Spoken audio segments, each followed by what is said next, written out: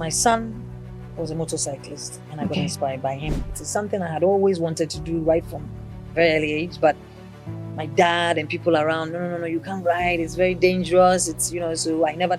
You think people have still have passion, or they believe they can still do whatever you are doing right now? The narrative is changing. More and more women are riding, not as many as the men. The reactions and the comments would be very negative. But when they found out I was riding, it was, hey, it's very dangerous. Be careful. In Africa, riders are not respected. You're a woman. Why do you want to ride? You haven't ridden all your life. At this 45, you want to ride, and it was nonstop. The more you tell me those things, the more you challenge me, and the more I challenge myself. So I made up my mind, and I started my riding. The boxes are always full. Want to learn to ride? Can you teach me to ride? How do we get into riding? I feel that my passion is inspiring and influencing. Obstacles. Sometimes you're in the middle of nowhere, you get lost for hours. There's no lights. The roads are bad. What has biking really taught you in life? Dream big, focus big, and follow your dreams. Do not be influenced by anybody. In this environment where we are culturally, it is a male-dominated. The man is seen as the alpha and the head and the leader. I should have started riding when I was maybe 18, 19 years old. Riding is very therapeutic. Riding is relaxing. Riding is my passion. I would encourage all the young people who want to ride from an early age to start from now.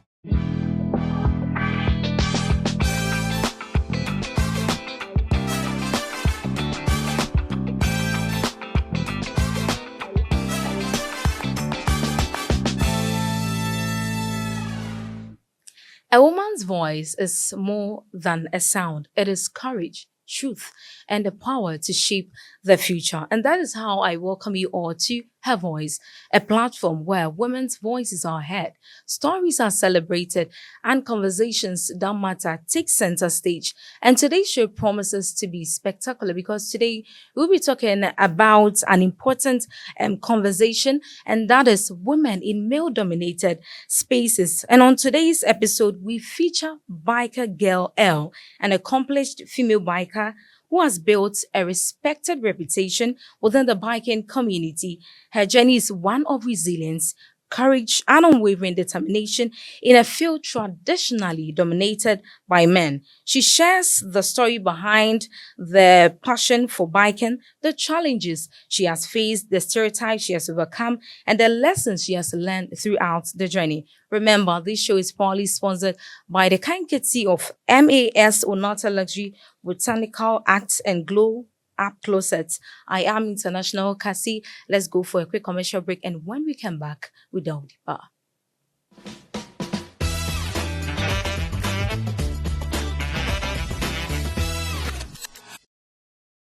Welcome back from that quick break. Now I have my woman here. She is brilliant. She is smart, and I believe you don't want to miss this episode.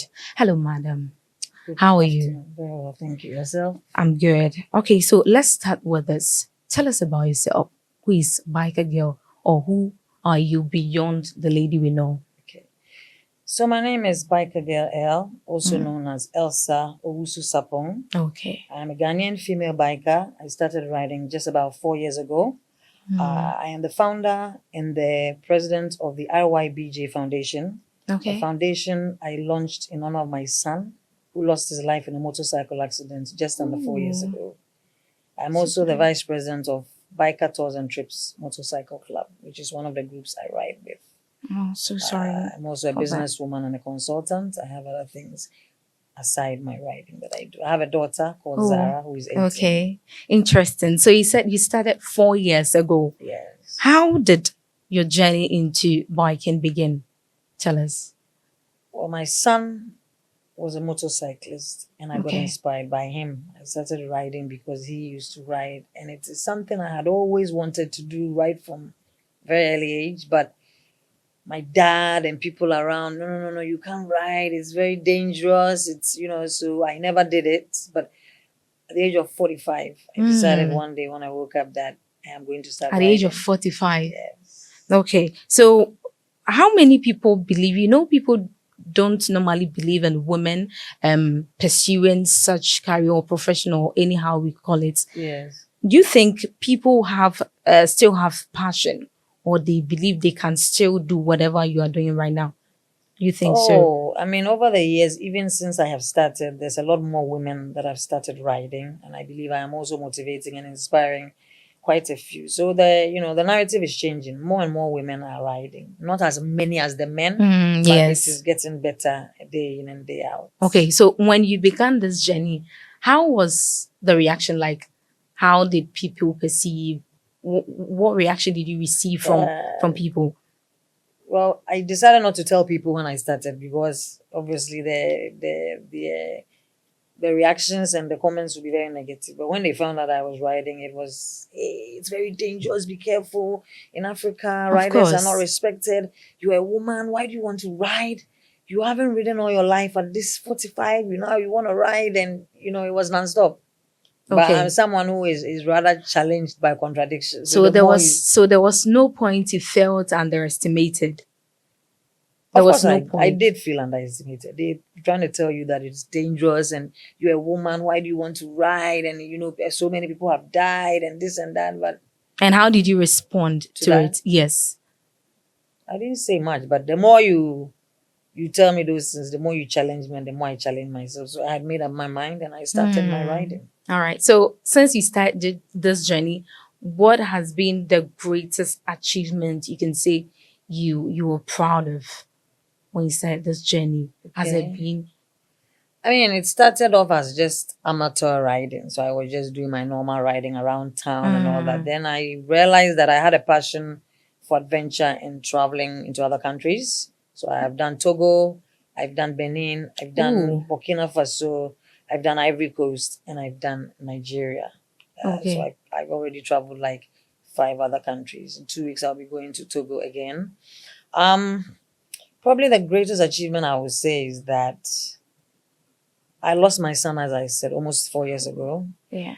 I launched a foundation in his name, and I do road safety advocacy. So for motorcyclists specifically, I think that a lot of people look up to me and see me as somebody who is inspirational and motivational. So without even realizing it, I Yeah. have kind of become some pivotal Yes. center point, especially for the youth and for all the feminine young Yeah, girls sure. coming up. My inboxes are always full. We want to learn to ride. Can you teach me to ride? How do we get into riding? So I feel that my passion is inspiring and influencing. So you have A people lot of under you under training who are under you. Not under me personally, but I will direct you to this riding school where I went to learn, which is Gear Shift Academy behind the University of Ghana Medical School. It's something I also want to do, but I will go and do a professional course in. Okay. There's a difference between knowing how to ride a motorcycle and Okay. teaching Because how to everyone can ride. you learn. There are riders and there are riders. Some are better than others. Some will do short distance, some will. But to teach is a different thing. Okay. Yeah. So you mentioned you've been traveling all around. Has there been a point where you got frightened by you riding? Maybe you were scared. What if an accident happened? Yeah. What if something happens? You've been going night. Is Yeah. it day or night? Both day and night. And have you been frightened by Yeah. looking at the nature of the road? On several occasions. I mean, there's so many obstacles. Sometimes you're in the middle of nowhere, you get lost for hours. There's no lights. The roads are bad. There's a time when I fell and Ivory Coast crossing at the border. I entered a gutter and I still have a cut on my ear. I had witnessed while we were riding an accident where people were like dead in front of us, and I had to stop for 5 minutes just to take a deep breath because it was like so. And as much as it's passionate, it's exciting and all that, it's also undoubtedly, I think, the most dangerous sport that exists out there. Yes. With all you've said, what are the lessons biking has taught you? Because definitely people would see and feel like it's not really something you should practice or you should pursue as a female. What has biking really taught you in life? What has it taught you? It has taught me that in life, dream big, focus big, and follow your dreams. Do not be influenced by anybody. Don't let anybody tell you what you can and what you can't do. I think that for everybody in this world, the sky is the limit. Dream big, aim high, and you can achieve. There is nothing you can't achieve. It all starts in the mind. With determination and focus anybody can do whatever it is that they want to do. Okay, so now let's come back to society. We live in an era where it looks like women are not allowed to be in dominated places. Why do you think society is not willing to um, give women the comfort to be able to take positions or pursue, just as men are allowed to take big positions, they're allowed to occupy the bigger places? Yes. Do you think society is not really doing us the favor as women? Well, they are not doing us the favor. And I think in this environment where we are culturally, it is a male dominated. The man is seen as the alpha and the head and the leader. The woman Yeah. is supposed to be submissive. The woman is supposed to be overshadowed by the man. It's still a society where accepting that the woman's voice is heard, that the woman is loud, that the woman is visible, is something which in some environments people are still not comfortable about, because the stereotype is that the man is the leader, the man is the head, and the woman is behind the man. And that is why I believe that her voice is here, so that we would delve deeper into such topics or break these conversations down. You mentioned that there are people who look up to you. Yes. Some are the age range, Yes. because you know there are some parents with this profession or what you are doing, they do not want their children to their daughters especially to also pursue that. Have you ever felt like convincing a parent before? Yes, I have had to do it. And how did you take it? What was the reaction from them? Because this is a very dangerous one to embark on. It is. So I start the conversation by saying that if somebody is passionate or wants to do something, no matter what you do, they will do it one way or another. So I encourage parents to be part of their daughter's or son, for that matter's, journey, rather than them doing it secretly and in hiding. That way, we can ensure that it's done the right way, it's done safely. They go to the recommended riding school, they are fully geared up, rather than they get influenced by friends and they'll probably do it secretly or in hiding. So I always encourage that. Support, encourage, and be part of the journey. So you mentioned that you started from age 45. So right now, with where you've gotten to, what can you tell if you could speak to your younger self, what would you say your younger self? Because you mentioned you started from 45. If you could speak to her, Yes. what would you say? I should have started riding when I was maybe 18, 19 years old, because riding is very therapeutic. Riding is relaxing. Riding is my passion. And so I would encourage all the young people who want to ride from an early age to start from now, because life is now. Don't wait till you are. I started mid-age in my life, but I don't regret it. But I encourage the youth and those who want to do it to start as early as they can. So they should start at as early as they can, but not going against your parents' No. instructions. Exactly. Okay, so here on Her Voice, our slogan is redefining the narrative. Yes. How do you understand it? Her Voice, where we redefine the narrative in relation with what we are talking about. Okay, so I mean, redefining the narrative here is basically saying that what society or what society deems as impossible for the woman to do. This is a man's world. This is a man's sport. This is something only men can do. Women cannot do. Here, myself in this space and other women doing it, we are redefining that narrative by proving beyond reasonable doubt that we are women, but we are indulging in this very dangerous sport just as you men are doing it. We are doing it as well, if not sometimes even better. So we are redefining the narrative and that conception that it is a male-dominated and henceforth only men should be riding. Yeah, so truly we are redefining the narrative. So you're going to complete the sentence. Yes. So when I say Her Voice, you know what to add. Yes. So Her Voice. Her Voice is a platform where myself as a woman redefining the narrative and breaking boundaries has a chance to have the voice heard. Okay, so I believe with all the conversations we've been having, you've been impacted. But aside the conversation we are having, we have another game that is quick fire round. So let's take a quick breather. When we come back, she's still here as our guest, and the game will continue. Stay tuned.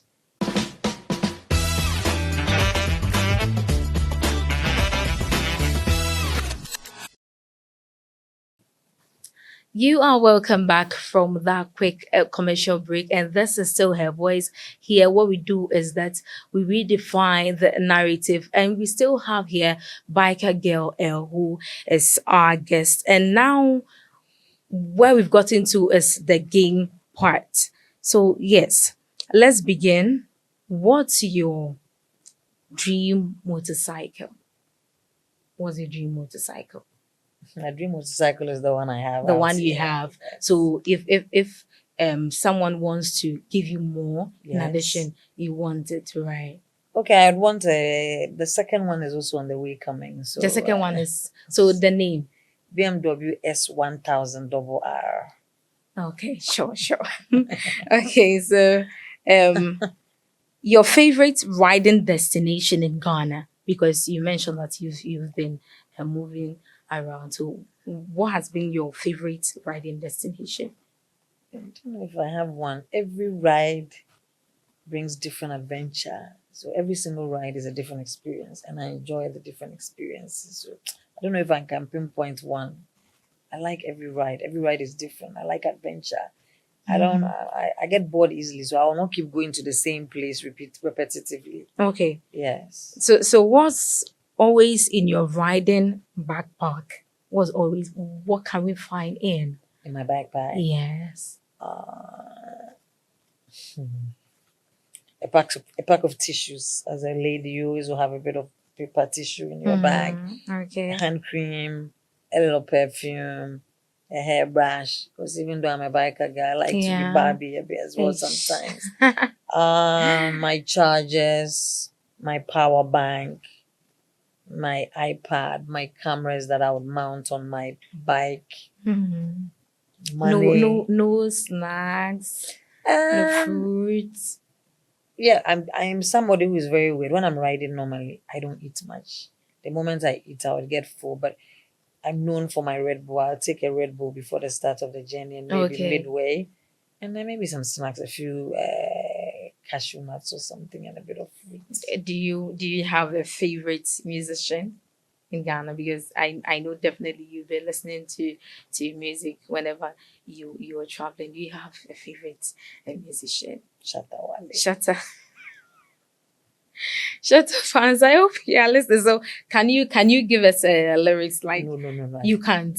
Okay, next time we will force you next to. time, okay. Okay, so coffee before a ride or after a ride? Before Before a ride. first thing every morning, I have my coffee. Okay, so one riding accessory you can't live without. It's my Insta360 camera, which would be on my bike all the time, and then maybe my lights, Okay. my helmet lights, night lights. I see. So sunrise ride or sunset ride? Both depending on the mood. City roads or highways? I prefer the highways. Highways. Yes. Okay. Mountains or beach roads? Mountains. Long distance ride or short weekends? Long distance rides. Helmet camera or no camera? Helmet camera. Helmet camera. City roads or open highways? Open highways. Open highways. All right. So I think that is the end of our game section for this episode. And she has been our guest. And I must say that her conversation, everything about her today has been so impactful. So please, if people are watching you, I know a lot of people are watching. So what will you tell them? Your last comment on this episode. Okay, I will say that I know that I do motivate and inspire a lot of people, despite the tragedy and loss that I have gone through. Don't ever give up in life. Life is not over till it is over. As long as you have breath in your lungs and you're still breathing, continue to live. Never give up. forge ahead, be strong, be positive, and the outcome can only get better. Okay, sure. Be positive and the outcome will surely come. And please give us your social so that people can also follow you It's for more of your Biker stuff. Girl L on TikTok, Facebook, Instagram, Snapchat, YouTube. Biker Girl Girl EL. EL. All one word. Thank you so much for Thank honoring our invitation. And this is how we wrap up on Her Voice. Remember that this is the only platform where you get to share your voice, your experiences, and everything. This show is particularly dedicated for women. Stay tuned for our next episode. My name is Dorcas Oredu, but you can also call me International Cassie. Stay tuned.